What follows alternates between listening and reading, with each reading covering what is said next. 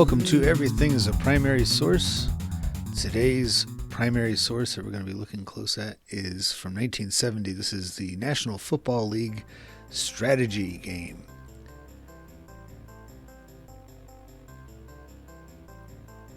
This game was a bit of a step up from your average electronic football game, your electric football game. That the company that made it, Tudor, was in fact a leader in it. They started making these in the late 1940s, and they became very popular in the 1950s and 60s. This is right around the same time that the NFL is becoming particularly popular. So by getting the official license in 1967, the Tudor company was able to accentuate the kinds of things that they were able to do with the game. And this was also the same year that the very first Super Bowl. Now, I realize that the championship game had been played between the NFC and the AFC for some time by this point, a couple years. Not a lot of time, but a couple years. 1970, though, is the first time they called it the Super Bowl. But as you can see, this was something that the behavior and ideas behind it involved a lot more strategy, tactical usage.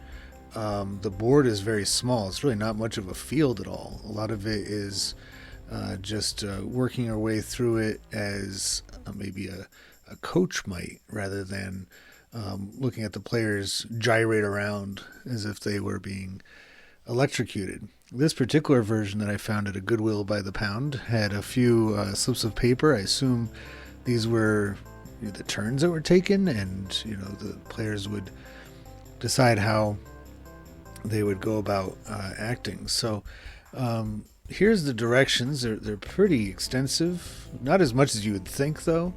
This, of course, eventually paved the way for such things as video game versions of NFL football, and I think that this is just a really great emblem. It's a great artifact of the time period. So here's your citation information.